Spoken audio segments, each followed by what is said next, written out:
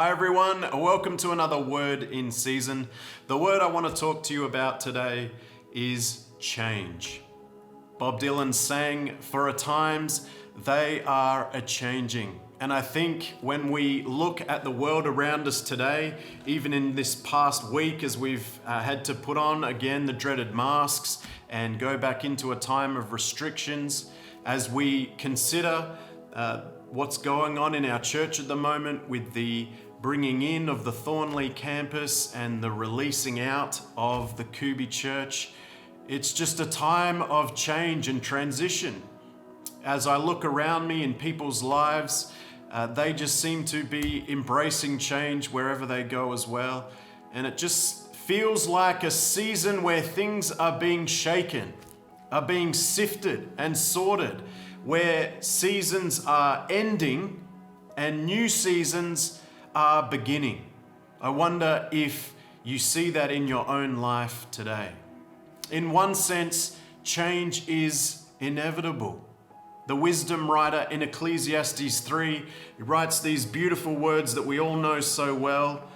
There is a time for everything, and a season for every activity under heaven. A time to be born and a time to die. A time to plant and a time to uproot. A time to kill and a time to heal. A time to tear down and a time to build. A time to weep and a time to laugh. A time to mourn and a time to dance. A time to scatter stones and a time to gather them. A time to embrace and a time to refrain. A time to search and a time to give up. A time to keep and a time to throw away. A time to tear and a time to mend. A time to be silent and a time to speak. A time to love and a time to hate. A time for war and a time for peace. In other words, the wisdom writer's saying, change is just a part of our human experience. But for some of us, change is exciting. It can be refreshing. It can fuel you, feed you. You love going from A to Z and all in between from one moment to the next. But for others, myself included, change can be scary. It can feel overwhelming, be confusing, involve grief and sorrow and letting go of things that are painful and difficult.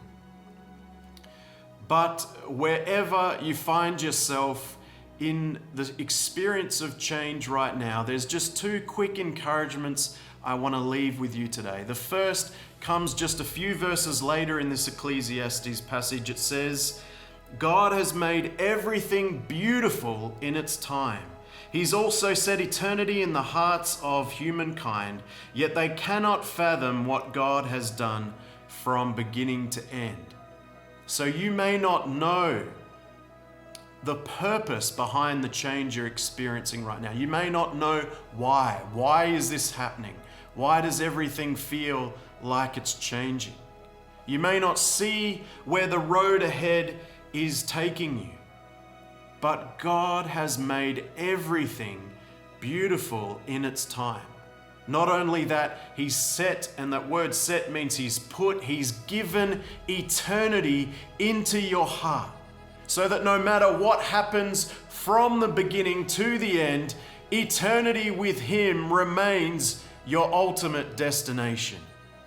It's not just about the journey, as we like to say. It is also about the end and the forever and ever in His glory and His grace. The second encouragement is that even though everything around you might change dramatically, it may seem like nothing is certain anymore, there is one constant throughout it all, and that is the character, the nature of God Himself. Malachi 3 verse 6, God says, I, the Lord, do not change. James 1:17 says, every good and perfect thing comes from above, coming down from the Father of the heavenly lights, who does not change like shifting shadows. And of course, Hebrews chapter 13, verse 8 says, Jesus Christ is the same yesterday, today, and forever.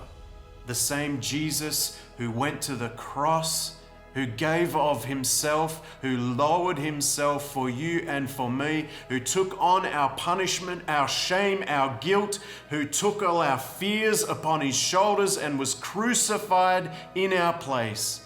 That same Jesus is the same today in your life, and he will be the same for you tomorrow and the next day and the next day and the next day into forever. The same loving, gracious, true, faithful, gentle, kind, disciplining Father. He will be with you no matter what change comes into your life or has come already. He is a constant, and who he is will never change. His word is true. His promises real and present. His Spirit, the guarantee of who he is for you both today and tomorrow. As I finish, let me share the words of Isaiah 43 verses 18 to 19, which we can take to the bank as change comes. It says, "Forget the former things. Do not dwell on the past. See, I am doing a new thing. Do you not perceive it? I make a way in the wilderness and streams in the desert." The Lord will bring about streams in your deserts. The change that is coming, he will do new things, good things, because he has a plan to give you a hope and a future, Jeremiah said. So may the Lord bless you and keep you and help you embrace the change that is coming. God bless you.